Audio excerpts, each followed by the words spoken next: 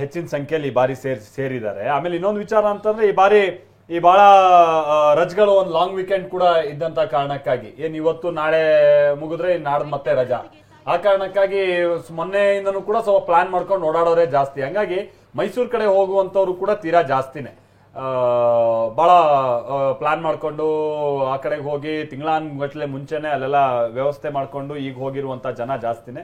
ಹಿಂಗಾಗಿನೇ ಈ ಬಾರಿ ಲಕ್ಷಾಂತರ ಮಂದಿ ಈ ಕಾರ್ಯಕ್ರಮದಲ್ಲಿ ಭಾಗಿಯಾಗ್ತಾ ಇದ್ದಾರೆ ಜಂಬೂ ಸವಾರಿಯ ಈ ಒಂದು ಉತ್ಸವದಲ್ಲಿ. ಆಮೇಲೆ ಇನ್ನೊಂದು ವಿಚಾರ ಅಂದ್ರೆ ಈ ಇತಿಹಾಸದಲ್ಲಿ ಬಹಳ ಇತಿಹಾಸಕಾರರೆಲ್ಲ ಭಾರತಕ್ಕೆ ಬಂದಿದ್ದು, ಕರ್ನಾಟಕಕ್ಕೆ ಬಂದಿದ್ದು ಬಹಳಷ್ಟು ವಿಚಾರ ಉಲ್ಲೇಖ ಮಾಡಿದಾರಲ್ಲ.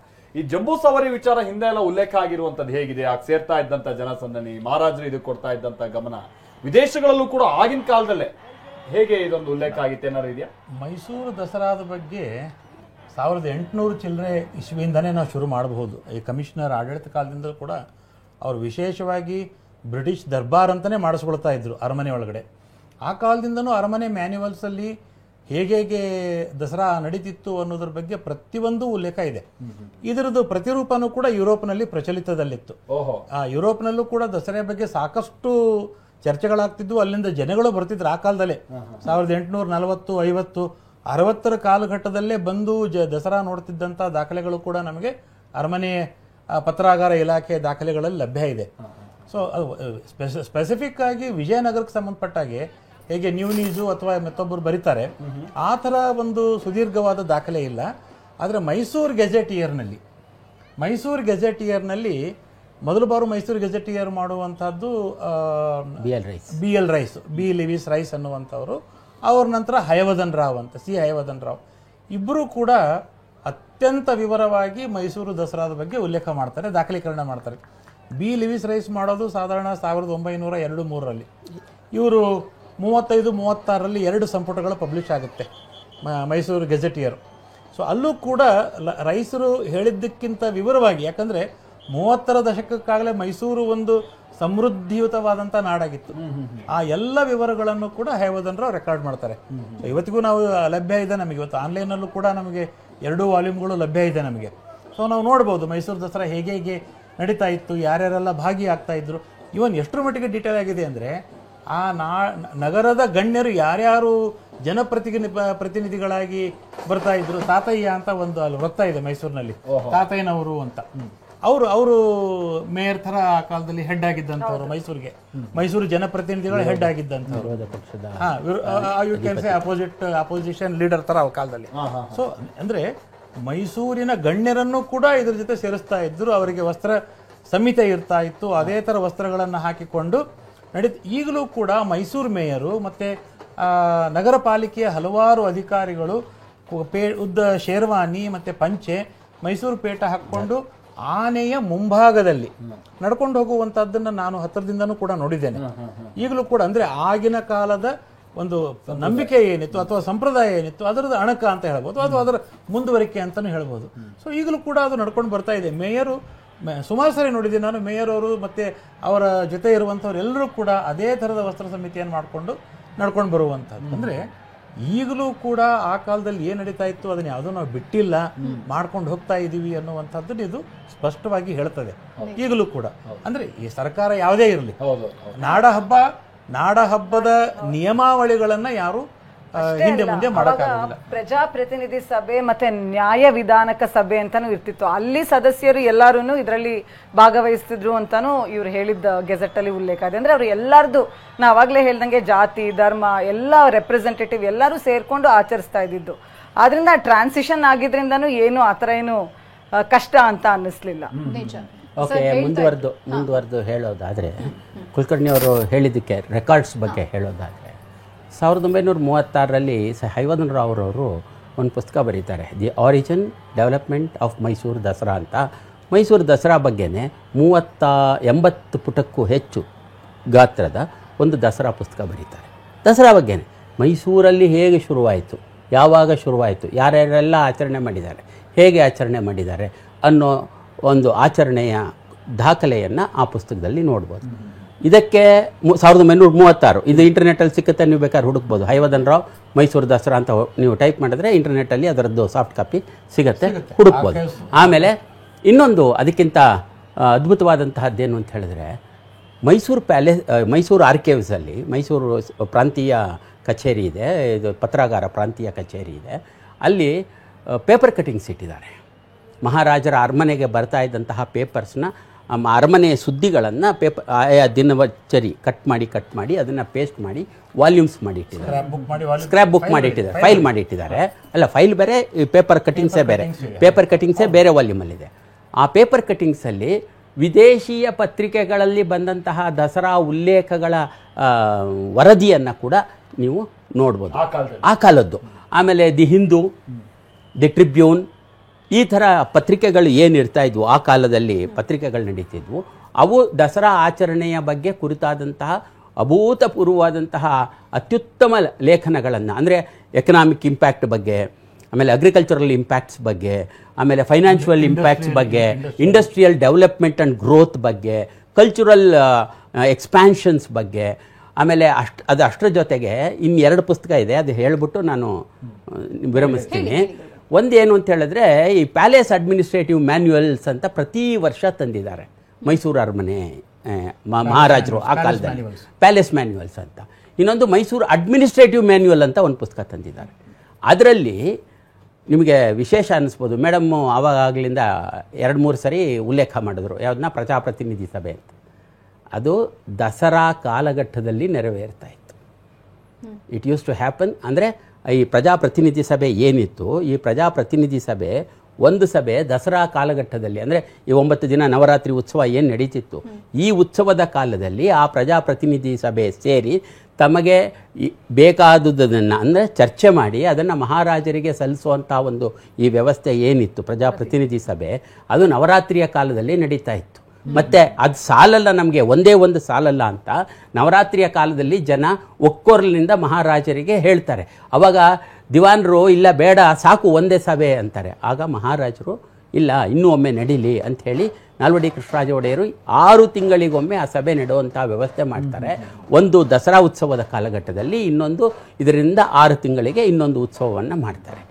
ಇದೆಲ್ಲ ಬೆಳವಣಿಗೆಗಳು ಎಷ್ಟು ನಮಗೆ ಅಂದರೆ, ನೀವು ದಸರಾ ಡಾಕ್ಯುಮೆಂಟೇಷನ್ ಬಗ್ಗೆ ಕೇಳಿದ್ರೆ, ಮೈಸೂರು ಪ್ರಾಂತೀಯ ಪತ್ರಾಗಾರ ಇಲಾಖೆ 4 ಪುಸ್ತಕಗಳನ್ನು ಹೊರತಂದಿದೆ ಪ್ಯಾಲೇಸ್ ರೆಕಾರ್ಡ್ಸ್ ಬಗ್ಗೆನೇ. ಅಂದರೆ ಅದರಲ್ಲಿ ಪ್ಯಾಲೇಸ್ ರೆಕಾರ್ಡ್ಸ್ ಅಂತ ಹೇಳಿ ಸೆಲೆಕ್ಟೆಡ್ ರೆಕಾರ್ಡ್ಸು 4 ವಾಲ್ಯೂಮ್ ಪ್ರಿಂಟ್ ಮಾಡಿದೆ. ಅದರಲ್ಲಿ ಒಂದು ಪುಸ್ತಕ ಸುಮಾರು ಒಂದು 200 ಪುಟ ಇರಬೇಕು, ಅದು 250 ಪುಟ ಇರಬೇಕು. ಅಷ್ಟು ಸುದೀರ್ಘವಾದ ಇತಿಹಾಸವನ್ನು ಕೊಡುವಂತಹ ದಸರಾದ ಮೂಲ ದಾಖಲೆಗಳನ್ನು ಮಾತ್ರ ಪುನರ್ಮುದ್ರಣ ಮಾಡಿದೆ. ಸೊ ಹೀಗೆ ನಮಗೆ ದಸರಾ ದಾಖಲೆಗಳನ್ನು ಹುಡುಕ್ತಾ ಹೋದರೆ, ಆಮೇಲೆ 2 ಪುಸ್ತಕ ಇದೆ. ಒಂದು ಶ್ರೀಮನ್ ಮಹಾರಾಜರ ವಂಶಾವಳಿ ಅಂತ ಒಂದು ಪುಸ್ತಕ ಇದೆ, ಇನ್ನೊಂದು ಶ್ರೀಮನ್ ಮಹಾರಾಜ ಚಾಮರಾಜೇಂದ್ರ ಒಡೆಯರವರ ವಂಶರತ್ನಾಕರ ಅಂತ 1897ರಲ್ಲಿ ಪ್ರಿಂಟ್ ಆಗಿರೋದು, 87 ಅಂತ ಕಾಣುತ್ತೆ, ಪ್ರಿಂಟ್ ಆಗಿರುವಂತಹದ್ದು ವಂಶರತ್ನಾಕರ ಅಂತ ಒಂದು ಪುಸ್ತಕ ಇದೆ. ಅದರಲ್ಲಿ ಪ್ರತಿ ಅರಸರ ಕಾಲಘಟ್ಟದಲ್ಲಿ ರಾಜ ಒಡೆಯರಿಂದ ಪ್ರಾರಂಭ ಮಾಡಿ ಮುಮ್ಮಡಿ ಕೃಷ್ಣರಾಜ ಒಡೆಯರ ಕಾಲಘಟ್ಟದವರೆಗೆ ಯಾವೆಲ್ಲ ರಾಜರುಗಳು ಆಳ್ವಿಕೆ ಮಾಡಿದಾರೋ ಆ ರಾಜರುಗಳ ಕಾಲಘಟ್ಟದಲ್ಲಿ 9 ದಿನಗಳ ನವರಾತ್ರಿಯ ಪ್ರಯೋಗ ಏನಾಗಿದೆ ಅದಷ್ಟನ್ನು ಅತ್ಯಂತ ಸುಂದರವಾಗಿ ಚಿತ್ರಿಸಿದ್ದಾರೆ. ಅದ್ಭುತ. ನೀವು ಹೇಳ್ತಾ ಇದ್ರಿ ಸಮೃದ್ಧವಾಗಿತ್ತು ನಾಡು ಅಂತ, ಹಾಗೆ ಶ್ರೀಮಂತ ಸಾಹಿತ್ಯ ಉದಾಹರಣೆ ಇದೆ. ಈ ಅಂಬಾರಿಗೆ 80 kg ಚಿನ್ನವನ್ನ ಆ ಕಾಲದಲ್ಲಿ ಬಳಕೆ ಮಾಡಿದ್ರು ಅಂತ ಹೇಳಿದ್ರೆ ಎಷ್ಟು ಸಮೃದ್ಧವಾಗಿದೆ ಅನ್ನೋದಕ್ಕೊಂದು ಉದಾಹರಣೆ. ಯಾವಾಗಲೂ ಸಮೃದ್ಧವಾಗಿದ್ದಾಗಲೇ ಅತ್ಯುತ್ತಮವಾದಂತಹದ್ದು ಬರ್ಲಿಕ್ಕೆ ಸಾಧ್ಯ ಆಗೋದು. ಖಂಡಿತ. ಈಗ ನಾವು ಪೀಸ್ಫುಲ್ ಆಗಿದ್ರೆ ತಾನೇ ಕ್ರಿಯೇಟಿವ್ ಐಡಿಯಾಗಳು ಬರೋದು. Peace and prosperity will lead you to for growth. No war will lead you to growth. ಮತ್ತೆ ಇನ್ನೂ ಒಂದು ಯೋಚನೆ ಮಾಡ್ಬೇಕು ನಾವು, ಇದ್ರದ್ದೆಲ್ಲ ಅದು ಒಂಥರ ಶಕ್ತಿ ಪ್ರದರ್ಶನನೂ ಹೌದು ಇದು. ಅಂದ್ರೆ ಸಾಮಂತ ರಾಜರು ದೊರೆಗಳು ಎಲ್ಲರನ್ನೂ ಅವರು ಆಹ್ವಾನ ಕೊಟ್ಟು ಇಲ್ಲಿ ಕರೀತಾ ಇದ್ರು. ಇವ್ರ ಹತ್ರ ಇರೋ ಅಶ್ವದಳ ಇರ್ಬೋದು, ಆನೆ ದಳ ಇರ್ಬೋದು, ಎಲ್ಲದ್ರದ್ದು ಒಂದು ಅವ್ರಿಗೊಂದು ಶಕ್ತಿಯ ಒಂದು ಪ್ರದರ್ಶನ ಆದಂಗೂ ಆಗ್ತಾ ಇತ್ತು. ಆದ್ರಿಂದ ಇದೊಂಥರ ವಿಶೇಷವಾದ ಆಚರಣೆ. ಮತ್ತೆ ಎಲ್ಲರಿಗೂ ಇಲ್ಲೊಂದು ಪಾತ್ರ ಇದೆ ಅಂತ ಅನ್ಸುತ್ತೆ. ಈಗ ಶಕ್ತಿ ಪ್ರದರ್ಶನ ಅಂದ್ರೆ ಒಂದು ವಾರ ಆಗಿನೇ ನೋಡ್ಬೇಕು ನಮ್ಮಲ್ಲಿ ಏನ್ ವೆಪನ್ ಇದೆ ಅಂತ. ಈಗ ನಾವು ಗಣರಾಜ್ಯೋತ್ಸವ ಸಂದರ್ಭದಲ್ಲಿ ಹೇಗ್ ನೋಡ್ತೀವ ಆಗಿನ ಕಾಲದಲ್ಲಿ ಮೈಸೂರು ಸಂಸ್ಥಾನದ ಮಟ್ಟಿಗೆ ಇದು ಅನ್ನೋಂತ ರೀತಿ ಇದು ಚದುರಂಗ ಬಲದ ಇದನ್ನ ನಾವು ಪ್ರೊಸೆಷನ್ ನೋಡ್ತಾ ಇದ್ವಿ. ಚದುರಂಗ ಬಲದಲ್ಲಿ ಪಾದಾತಿ ದಳ, ಅಶ್ವದಳ, ಗಜದಳ, ರಥದಳ 4 ದಳಗಳು ಹೋಗ್ತಾ ಇದ್ವು.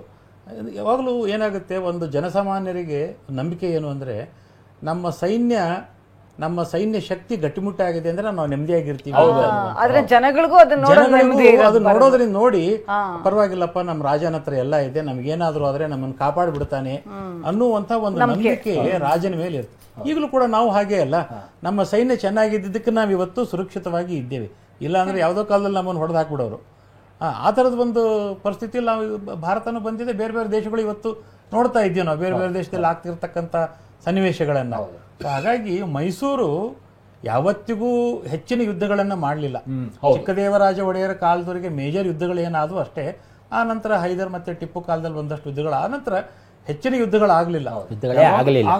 ಅತ್ಯಂತ ಸುಭಿಕ್ಷವಾಗಿ ಎಲ್ಲರನ್ನೂ ಒಟ್ಟಿಗೆ ಕರೆದುಕೊಂಡು ಹೋಗುವಂತಹ ನಾಡಾಗಿ ಮೈಸೂರು ಬೆಳೀತು. ಹಾಗಾಗಿ ಮೈಸೂರು ಯಾಕೆ ಎಲ್ಲ ಅಮೂಲಾಗ್ರವಾಗಿ ಸಂಪದ್ಭರಿತ ಆಗ್ಲಿಕ್ಕೆ ಕಾರಣ ಆಯ್ತು ಅಂತಂದ್ರೆ ಇದೇ ಮುಖ್ಯ ಕಾರಣ. ವ್ಯಾಪ್ತಿ ಚಿಕ್ಕದಿದ್ರು ಕೂಡ ಅಲ್ಲ, ವ್ಯಾಪ್ತಿ ತುಂಬಾ ಚಿಕ್ಕದಾಗಿ ಏನಿರ್ಲಿಲ್ಲ. ಕೋಲಾರದಿಂದ ಹಿಡಿದು ಶಿವಮೊಗ್ಗದ ತುಂಗಭದ್ರಾ ಇನ್ಕ್ಲೂಡಿಂಗ್ ಬಳ್ಳಾರಿ. ಅಲ್ಲ ಎಷ್ಟು ಮಟ್ಟಕ್ಕೆ ಅಂದರೆ ಕುಲಕರ್ಣಿ ಅವ್ರು ಹೇಳಿದ್ದಕ್ಕೊಂದು ಸಪೋರ್ಟಿವ್ ಆಗಿ ಮೈಸೂರು ಸಂಸ್ಥಾನ 1799 ನಂತರ ಕೂಡ ಭಾರತದಲ್ಲಿ ಬ್ರಿಟಿಷ್ ರಾಜ್ಯದ ಕೆಳಗಡೆ ಇದ್ದಂತಹ ಎಲ್ಲ ಸಂಸ್ಥಾನಗಳಲ್ಲಿ ಅತ್ಯಂತ ದೊಡ್ಡ ಸಂಸ್ಥಾನ ಮತ್ತು ಅತ್ಯಂತ ಸಂಪದ್ಭರಿತವಾದಂತಹ ಸಂಸ್ಥಾನ.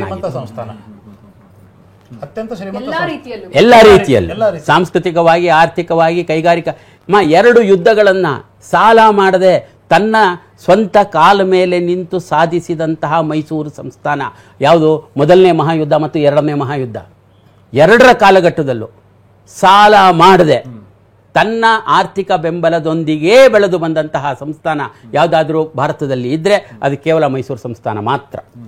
ಬರೀ ಮೈಸೂರಿಗೆ ಅಷ್ಟೇ ಅಲ್ಲ ಸೀಮಿತವಾಗಿ, ನಾಲ್ವಡಿ ಕೃಷ್ಣರಾಜ ಒಡೆಯರು ಇನ್ನು ಅದ್ಭುತವಾದಂಥ ವಿಚಾರ ಇದು. ವಾರಣಾಸಿಯಲ್ಲಿ ಇರುವಂತ ಬೆನಾರಸ್ ಹಿಂದೂ ಯೂನಿವರ್ಸಿಟಿ ಅಂತ ಏನ್ ಹೇಳ್ತೀವಿ, ಅದನ್ನ ಕಟ್ಟುವಂತ ಸಂದರ್ಭದೊಳಗೆ ಇವರು ಮೊದಲನೇ ಈಡುಗಂಟು ಕೊಡೋದು ನಾಲ್ವಡಿ ಕೃಷ್ಣರಾಜ ಒಡೆಯರ್. ಇವತ್ತಿಗೂ ಮದನ್ ಮೋಹನ್ ಮಾಳವೀಯ ಅವರು ನಾನು ಒಂದು ಯೂನಿವರ್ಸಿಟಿ ಮಾಡ್ತೀನಿ ಅಂತ ಎಲ್ಲ ರಾಜರನ್ನ ಕೇಳಿಕೊಂಡಾಗ ದೊಡ್ಡ ಈಡುಗಂಟು ಕೊಟ್ಟಂಥವ್ರು ಅವರು ಮೊದಲನೆಯ ಚಾನ್ಸಲರು ಕೂಡ ನಾಲ್ವಡಿ ಕೃಷ್ಣರಾಜ ಒಡೆಯರ್. ಅಲ್ಲಿಗೆ ಎಲ್ಲಿ ವಾರಣಾಸಿ, ಎಲ್ಲಿ ಮೈಸೂರು, ಇವತ್ತಿಗೂ ಕೂಡ ಮೈಸೂರು ಘಾಟ್ ಅಂತ ಒಂದು ಜಾಗ ಇದೆ. ಇವರು ನೆನಪಿಗೋಸ್ಕರವಾಗಿ ಒಂದು ಘಟ್ಟವನ್ನ ಮಾಡಿರುವಂತಹದ್ದು. ಇವತ್ತಿಗೂ ಅಲ್ಲಿನ ಯೂನಿವರ್ಸಿಟಿ ಡೇ ಅಂತ ಏನು ಹೇಳ್ತೀವಿ, ಆ ಸಂದರ್ಭದಲ್ಲಿ ನಾಲ್ವಡಿ ಅವ್ರನ್ನ ಸ್ಮರಿಸ್ತಾರೆ. ನಾನು ಹಲವಾರು ಸರಿ ಹೋಗಿದ್ದೀನಿ ಆ ಯೂನಿವರ್ಸಿಟಿಗೆ, ಬೇರೆ ಬೇರೆ ಸಂದರ್ಭದಲ್ಲಿ ಉಪನ್ಯಾಸಕ್ಕೆ ಇತ್ಯಾದಿ. ಈಗಲೂ ಕೂಡ ಅಲ್ಲಿ ನಾಲ್ವಡಿ ಅವ್ರನ್ನ ಯೂನಿವರ್ಸಿಟಿ ಸ್ಥಾಪನಾ ದಿನದಂದು ಡೆಫಿನೆಟ್ಲಿ ನೆನೆಸ್ತಾರೆ. ಆಗಿನ ಕಾಲಕ್ಕೆ ಒಂದು 100 ವರ್ಷಕ್ಕೆ ಹಿಂಗಿರ್ಬೇಕು ರಾಜ್ಯ ಅನ್ನೋದ್ರ ಕಲ್ಪನೆ. ಇವಾಗ ನೋಡಿ, ಈ ನಾಡ ಹಬ್ಬ ಅನ್ನೋ ಪರಿಕಲ್ಪನೆನೇ ನಾವು ನೋಡ್ತೀವಿ ಅಂತ ಅಂದ್ರೂ ಈ ದಸರಾ ಹಬ್ಬಕ್ಕೆ ಒಂದು ಉದ್ದೇಶ ಇದೆ. ಅಂದ್ರೆ ಉದ್ದೇಶ ಅಂದ್ರೆ ನಾವೆಲ್ಲ ಇಲ್ಲಿ ಮಾತಾಡ್ದಂಗೆ ದುಷ್ಟ ಶಿಕ್ಷಣ, ಶಿಷ್ಟ ರಕ್ಷಣಾ ಇರ್ಬೋದು. ಮತ್ತೆ ಇದಕ್ಕೆಲ್ಲ ಒಂದು ಮಾರ್ಗಸೂಚಕ ಇದೆ. ಎಲ್ಲಾ ಕಡೆ ದಾಖಲಾಗ್ದಿರಂಗೆ ಹಿಂಗೆ ಈ ತರಾನೇ ಒಂದು ಮಾಡ್ಬೇಕು, ಈ ತರಾನೇ ಇದನ್ನ ಆಚರಣೆ ಮಾಡ್ಬೇಕು, ಈ ಹೂವನ್ನೇ ಈ ತರ ಹಾಕ್ಬೇಕು, ಸಿಂಹಾಸನ ಈ ತರಾನೇ ಕಟ್ಬೇಕು, ಎಲ್ಲದಕ್ಕೂ ಒಂದು ಮಾರ್ಗಸೂಚನೆ ಇದೆ. ಎಲ್ಲ ಈ ತರ ಒಂದು ಪರಂಪರೆ, ಸಂಸ್ಕೃತಿ, ಧರ್ಮ ಮತ್ತೆ ಜನಗಳನ್ನು ಎಲ್ಲ ಒಗ್ಗೂಡಿಸಿ ಎಲ್ಲರೂ ಬಂದು ಒಂದು ಉತ್ಸಾಹದಿಂದ ಪಾಲ್ಗೊಳ್ಳೋ ಒಂದು ಹಬ್ಬ ಅಂದ್ರೆ ಇದೇನೆ. ನಾವೇ ಇಲ್ಲಿಂದ ನೋಡೇ ಎಷ್ಟು ಎಂಜಾಯ್ ಮಾಡಿದ್ವಿ ಇದನ್ನ. ಪ್ರತಿಯೊಂದು ನಾನು ನೋಡ್ತಾ ಇದ್ದಾಗ್ಲೂ ನಮ್ಗೆ ಎಷ್ಟು ಒಂಥರ ಮೂಕ ವಿಸ್ಮಿತ ತರ ಆಗ್ಬಿಡಿತ್ತು. ಈ ತರ ಒಂದು ಎಲ್ಲೂ ಸಿಗಲ್ಲ ಅಂತ ನನ್ಗನ್ಸುತ್ತೆ. ಖಂಡಿತ ನೋಡ್ಬೋದು. ಜನ ಕೂಡ ಅಷ್ಟೇ ಸಾಗರದ ರೀತಿಯಾಗಿ ಸೇರಿದ್ದಾರೆ. ನೀವು ಹೇಳಿದಾಗ ಒಂದ್ ಕಡೆ ನೋಡಿ ಮತ್ತೊಂದ್ ಕಡೆ ಓಡ್ಕೊಂಡ್ ಬರ್ತಾರೆ, ವಾಪಸ್ ನೋಡ್ಬೇಕು, ಇನ್ನೊಂದ್ಸಲ ನೋಡ್ಬೇಕಂತ ಅಂದ್ಬಿಟ್ಟು.